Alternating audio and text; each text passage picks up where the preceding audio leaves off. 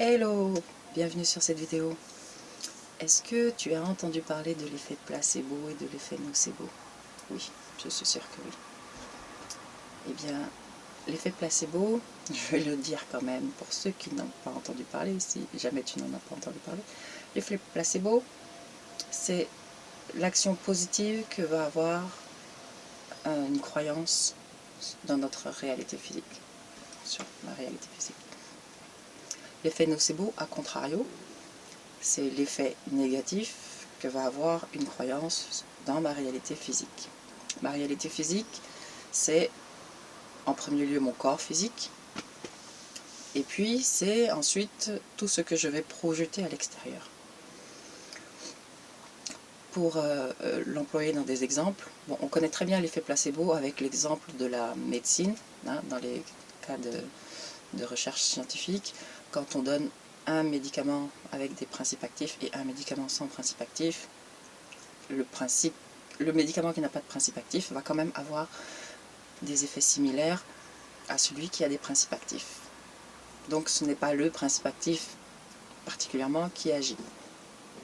L'effet nocebo, c'est quand je vais te dire, si je te dis par exemple, je te rencontre le matin et que je te dis, oh, qu'est-ce qui t'arrive, t'es malade, t'as mauvaise mine, t'es pâle, t'es sûr que tout va bien? Tu devrais peut-être aller voir le médecin. Eh bien, si je te dis ça et que tu accrédites l'information que je te donne, ce que je te dis, eh bien tu vas devenir pâle. Quelques heures plus tard, tu seras pâle. Peut-être que tu vas vraiment avoir mal quelque part même. A l'inverse, dans le même exemple, si je te croise et que je te dis « Waouh, mais tu rayonnes, qu'est-ce que tu as fait?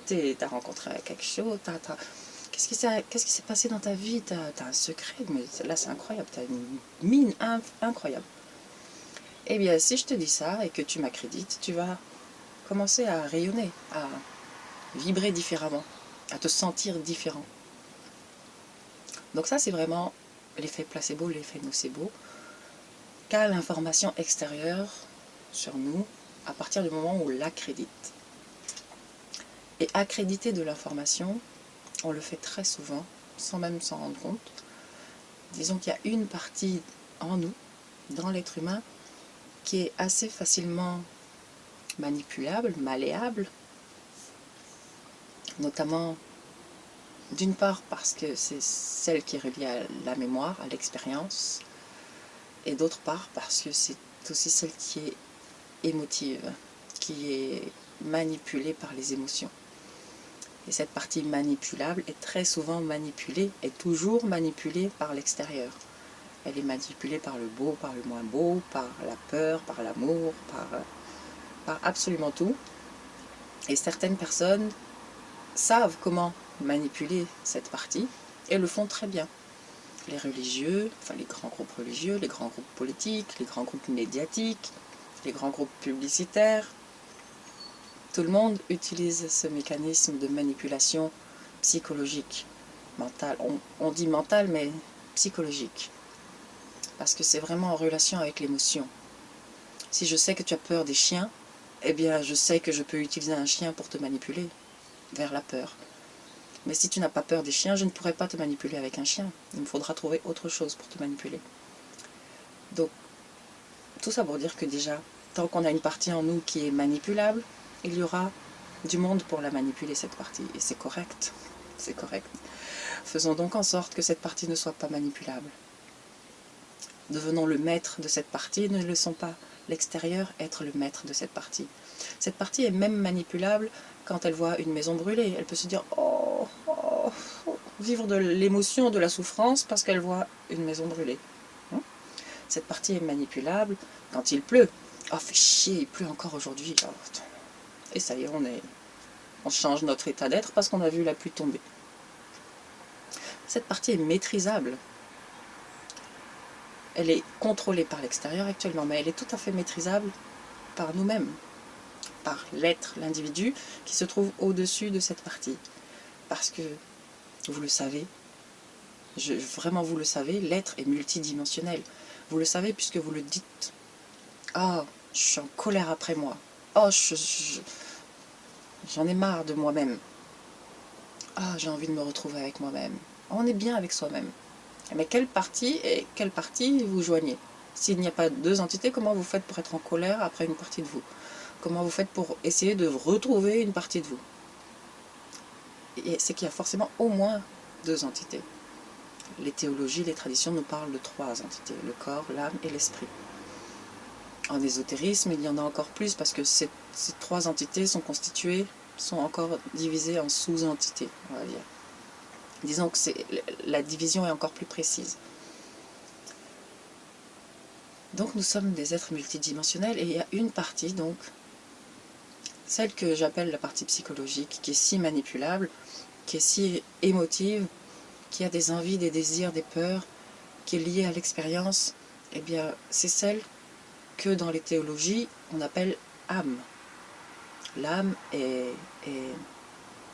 ça sera une autre vidéo. Mais au-dessus de l'âme, dans la parole populaire et donc dans la pensée, il y a quand même l'esprit.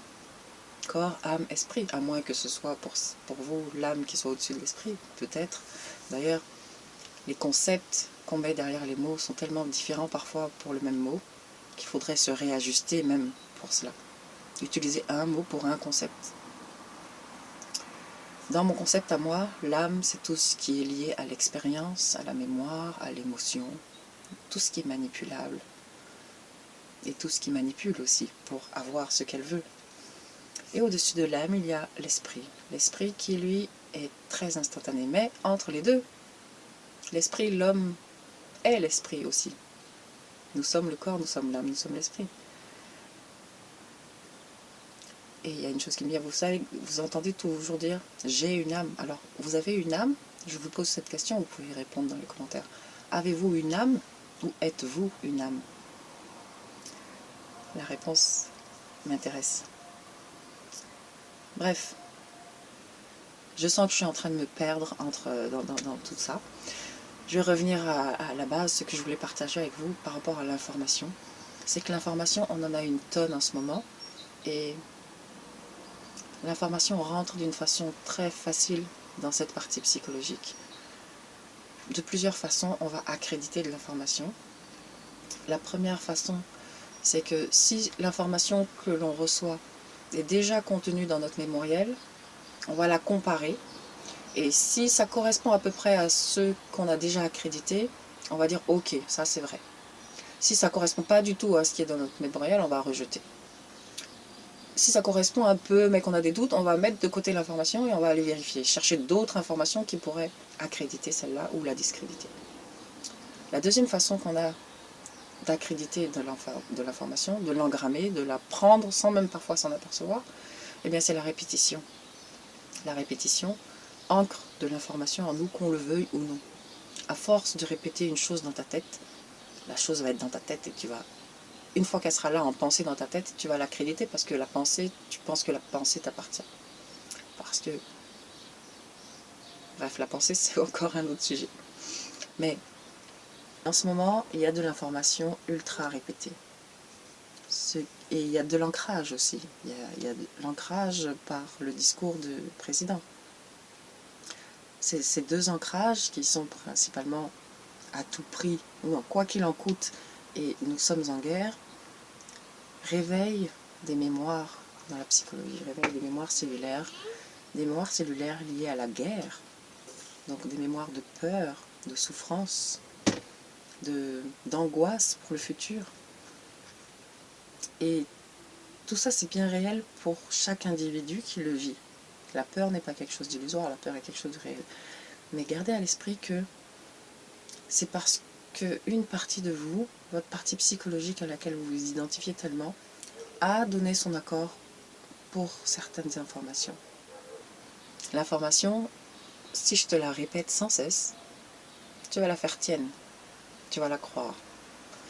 Même si tu ne veux pas la croire au départ. Regarde, quand tu entends une chanson pour la première fois, parfois tu n'aimes pas la chanson. Et à force de la répéter, tu finis par aimer la chanson. Par l'apprécier, par arriver à l'entendre sans qu'elle te fasse le même effet qu'au début. La troisième façon qu'on a d'accréditer de l'information, c'est une façon très rapide aussi, c'est quand la figure d'autorité parle. Quand on a une figure d'autorité et que celle-ci s'exprime, on va croire systématiquement cela. La figure d'autorité, ça peut être le parent, mais ça peut être aussi un prêtre, ça peut être un politicien, ça peut être un scientifique, ça peut être un médecin, ça peut être le groupe de la médecine, dit la médecine, ça peut être les médias. Donc l'autorité, elle va toujours avoir un impact aussi très fort sur ce qu'on va valider ou pas. Et c'est pas mauvais de demander conseil, de demander l'expertise de ceux qui s'y connaissent. Mais en même temps, la première autorité à suivre, de mon point de vue, ça devrait être la vôtre. Parce que l'autre, quel qu'il soit, dit ce qu'il dit au moment où il le dit, et ça peut changer pour lui-même. L'autorité elle-même peut se planter. L'autorité elle-même est un être humain, souvent, qui cherche aussi, comme tout le monde, comme tous les êtres humains, qui n'ont pas toutes les réponses. Et sa vérité n'est pas immuable. La vérité n'est jamais immuable. Donc, si vous accordez du crédit à l'autorité, parce que l'autorité dit ça, donc c'est vrai, eh bien quand on se rend compte que l'autorité s'est plantée, parce que l'autorité est constituée d'êtres humains, eh bien quand l'autorité s'est plantée, eh bien ça crée de la désillusion. Ah mince, j'ai cru ça et en fait c'était faux. Mais non, c'était vrai pour ce temps-là. Et il n'y avait pas besoin d'attacher, d'accorder de la croyance, de s'attacher à la croyance. En tout cas, on peut croire, mais sans s'attacher à la croyance. Puisque on devrait savoir que nos croyances sont amenées à être modifiées, tuées par nous-mêmes, par une nouvelle compréhension qui arrive, et du coup, on génère une autre croyance. Et on échange en permanence. Donc s'attacher à une croyance, en faire quelque chose de presque une foi immuable, ça peut amener à des désillusions. Et la désillusion amène toujours à la colère, à l'écœurement, à la frustration. Et là, on va se retrouver sur deux voies possibles. Soit on va diriger la colère vers l'extérieur, on va chercher un coupable, soit on va diriger cette colère, mais vers l'intérieur. On va se dire, ah mince, j'ai été vraiment stupide, je me suis fait avoir sur ce coup-là, ça ne recommencera, je ne me ferai plus avoir la prochaine fois. J'ai été manipulable, bon, bah, sur cette chose-là en tout cas, la prochaine fois, sur la même chose, je ne serai plus manipulable. Quand on est rattaché à la conscience collective, quand on n'a pas une conscience individuelle, on va toujours être mené par cet élan collectif. Là, l'élan collectif est de rechercher un coupable, et effectivement, il faut toujours un coupable. Pour la conscience collective, il faut toujours un coupable. Regardez dans les groupes de sport, par exemple. Un groupe de sport co, quand il y a une victoire, c'est la victoire de l'équipe. Mais quand il y a une défaite, on cherche le coupable de la défaite, on cherche un responsable. Et actuellement, c'est le gouvernement qui est responsable. Et c'est normal qu'il soit responsable, puisque de par son statut, il est responsable. Mais est-ce qu'il est coupable? C'est-à-dire que, est-ce qu'il y a... J'allais utiliser le terme de complot qui, pour moi, il n'est même pas utilisé ce terme. Mais est-ce qu'ils font les choses avec intention, dans une intention propre, qui est de faire du mal?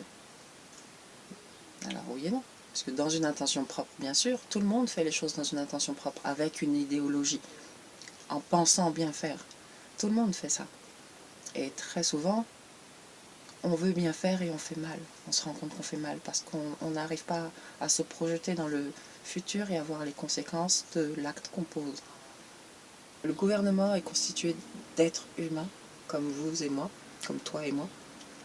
Et l'être humain a toujours une partie en lui, un mécanisme interne qui le manipule lui-même. N'es-tu pas manipulé par tes idées? N'es-tu pas manipulé par tes pensées?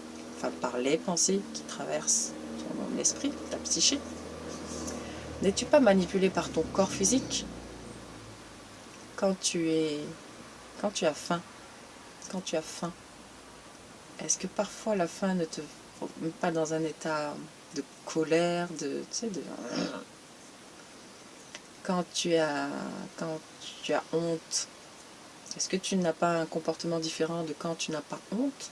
Quand tu te sens gêné, quand tu te sens coupable, quand tu as l'idée que telle chose est vraiment une bonne chose Est-ce que tu vas pas essayer de la mettre en place à tout prix? Parce que toi, tu crois que c'est une bonne chose. Mais on sait que ce que nous, on considère bon, ce n'est pas forcément ce que l'autre considère comme bon, parce que le bien et le mal, ce sont des concepts qu'on a appris. On aime, on trouve bien ce qu'on nous a appris de trouver bien, et on trouve mal ce qu'on nous a appris de trouver mal. On aime certaines choses qu'on nous a appris à aimer, et on en déteste d'autres qu'on nous a appris à détester. Il y a toujours un conditionnement interne, une manipulation interne, une programmation interne par la mémoire, par la psyché. Donc c'est pas qu'on veut faire mal, c'est qu'on veut faire le bien mais qu'on le fait très mal. Et je vois que quel que soit l'être humain, il n'échappe pas à cette mécanique. Et quel que soit l'être humain, il n'échappe pas non plus à la manipulation interne de sa psychologie, de son expérience, de son mémoriel, des pensées qui passent à travers sa tête. Et la pensée est très souvent une pensée collective. Donc si on vous dit que toutes les informations sont à prendre avec des pincettes. Bien, je ne voulais pas faire une vidéo trop longue, et puis en plus comme je suis interrompue à chaque fois, ça me coupe mon fil, le fil du flow de paroles qui arrive. Donc je vais vous laisser sur cette vidéo. J'en ferai d'autres. Je me suis préparé des petits papiers avec des sujets, un mot dessus pour aborder un sujet ou une phrase parfois. Comme ça sera plus facile pour moi d'aborder des thèmes à la volée et en freestyle. Et voilà, vous êtes libre de commenter ou pas, d'aimer ou pas, évidemment, ça sert à rien. Si vous voulez échanger de façon constructive, c'est toujours très intéressant, donc je suis totalement vivante et ouverte. Et en attendant, je vous souhaite de toujours penser à respirer, c'est très utile, c'est essentiel, et de vous détendre, quelles que soient les pensées qui passent dans votre tête. Respirez, ça va aider votre mental à se détendre justement, à être plus serein. Je vous souhaite une belle journée, autant que se peut en fonction de l'endroit et de la situation, la façon dont vous vivez ce confinement. Bye bye, ciao.